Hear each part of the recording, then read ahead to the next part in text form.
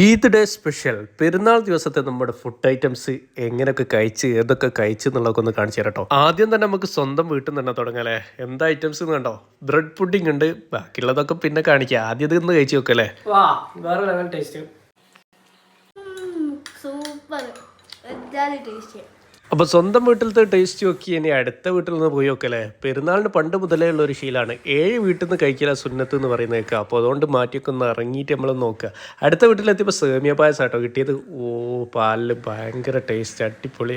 അത് കഴിഞ്ഞ് അടുത്ത വീട്ടിലേക്ക് ഇവിടെ കസ്റ്റാർഡ് ആട്ടോ. കസ്റ്റാർഡിൻ്റെ ടേസ്റ്റ് വേറെ തന്നെ, എല്ലാം ഒന്ന് മാറി നിൽക്കും. അടുത്ത വീട്ടിൽ പോയിക്കോ, അവിടെയും കസ്റ്റാർഡ്, ഇവിടെയും കസ്റ്റാർഡ് തന്നെയാണോ ഒന്നാ വേണ്ട എന്ന് പറയാൻ പറ്റില്ല. കാരണം ഓരോന്നും ഓരോ ടേസ്റ്റ് ആട്ടോ. പലതരം കൈപുണ്യങ്ങളാണ് ഓരോരുത്തർക്കും. അപ്പോൾ ആ ടേസ്റ്റ് ഒക്കെ നമുക്ക് അടുത്ത വീട്ടിൽ പോയി ചെക്ക് ചെയ്ത് നോക്കുന്ന നേരം നമുക്ക് കസ്റ്റാർഡും പായസവും ബാക്കിയുള്ള ഒരുപാട് ഐറ്റംസ് ഉണ്ടെങ്കിലും അതൊക്കെ ആയിട്ട് മാറ്റി വെച്ച് സുർബിയാൻ റൈസാണ് കേട്ടോ. പിന്നെ ഒന്നും നോക്കിയില്ല, സുർബിയാൻ കഴിച്ചിട്ട് തന്നെ പോയാൽ മതി. അടുത്ത് വീശി അടിപൊളി ടേസ്റ്റ് ഒരു രക്ഷ. അടുത്തത് അതിൻ്റെ തൊട്ടടുത്തുള്ള വീട് തന്നെ പോയി നോക്കിയപ്പോൾ നല്ല മട്ടൻ ബിരിയാണി ഉണ്ട്. എന്തെങ്കിലും നോക്കി നിൽക്കാൻ പറ്റുമോ? 30 ദിവസം പട്ടിണി കിടന്ന് നോമ്പ് നോറ്റാക്കി മുമ്പിലേക്ക് ഇങ്ങനെ മട്ടൻ ബിരിയാണിയൊക്കെ കൊണ്ടുവച്ചാൽ എങ്ങനെ വേണ്ടാന്ന് പറയാം. എടുത്ത് വീശി ഭയങ്കര ടേസ്റ്റ്, ഒന്നും പറയാം. ഈ അടുത്ത വീട് മറ്റേ വീട് എന്നൊക്കെ പറയുമ്പോൾ നിങ്ങൾ തെറ്റിദ്ധരിക്കേണ്ട കേട്ടോ. ജ്യേഷ്ഠന്മാരുടെ വീട്, കസിൻസിന്റെ വീടൊക്കെ എല്ലാ വീട്ടിൽ നിന്നും കുറച്ച് കഴിക്കണം എന്നാട്ടോ വിചാരിച്ചത്. പക്ഷെ ഇവിടെ എത്തി 2 ഫുഡ് കഴിച്ചപ്പോൾ ഏകദേശം വയറൊക്കെ ഫുൾ. വീട്ടിൽ പോയി കുറച്ച് റെസ്റ്റ് എടുത്തിട്ട് അടുത്ത് തുടങ്ങാമെന്ന് വിചാരിച്ച് വീട്ടിലെത്തിയപ്പോൾ കുറച്ചൊന്ന് ഉറങ്ങിപ്പോയി. പിന്നെ എണീച്ച് അടുത്ത വീട്ടിൽ പോയപ്പോൾ പുഡിംഗ് ഉണ്ട്, അത് കഴിച്ച് ശേഷം ബാക്കി വീഡിയോയിൽ കാണാം കേട്ടോ. Okay bye, thank you.